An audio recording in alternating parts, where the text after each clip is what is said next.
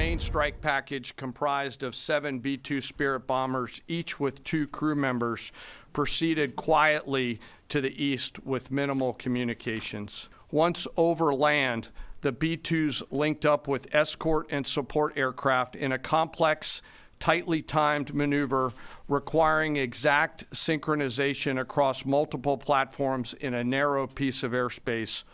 So Operation Midnight Hammer requiring a massive decoy operation. Over 125 aircrafts and 14 bunker buster bombs dropped from B-2s onto Iranian nuclear targets.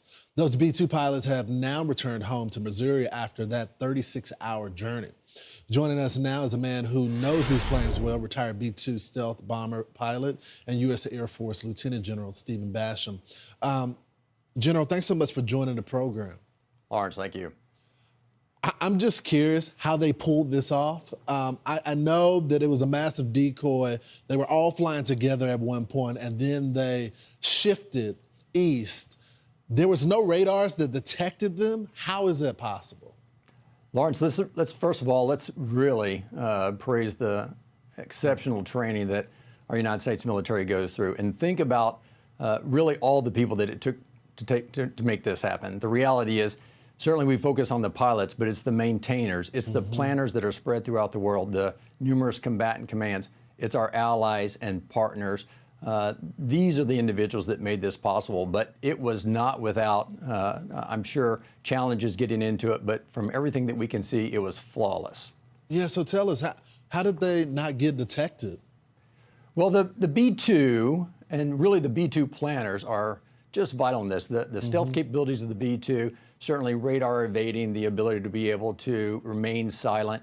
It has several characteristics that will help it to go undetected, but at the same time, it's all about planning and it's all about coordination, and it's working with your allies. It's working internal to the nation. It's working on both sides to be able to have a misdirection to the west and actually focus on the east and go undetected. It's absolutely miraculous. So to that point, General, how do you plan for something like this?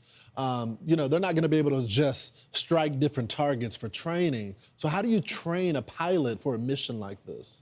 Well, it starts at the very beginning phase of training pilots, maintainers, and everyone that's going to focus on a mission like this. It takes our intelligence community to have clear understanding of the target and where they're going to strike, the ability to be able to exercise on a daily basis. Every day that our aviators go airborne, they are planning for a mission like this. They are practicing. They are always prepared.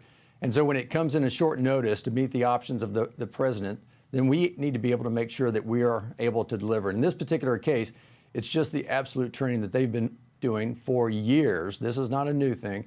And quite honestly, it's a testament to our nation, the investment that we've made, not only in our strategic capabilities, the B-2, the tankers, the advanced fighters, but also the investment we've made in our maintenance folks, our aviators, a true success story.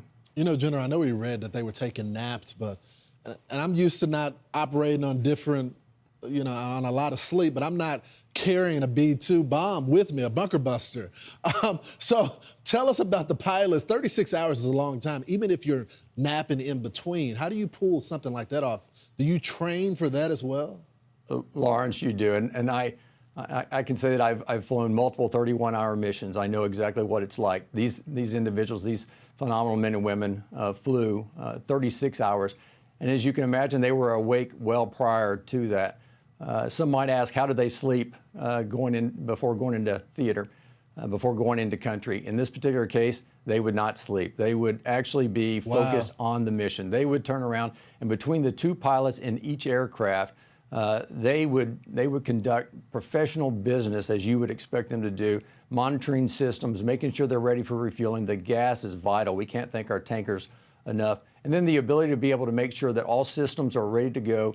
The aircraft is meeting exactly the expectation that we need it to achieve. And then ultimately, the bombs are ready to go. And then, of course, there's going to be a massive amount of work in joining up this force, having traveled all the way around the world for the most part, and then to be able to put bombs on target, phenomenal.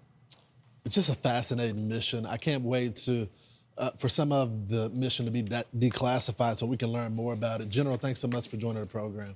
Thank you very much. You got it.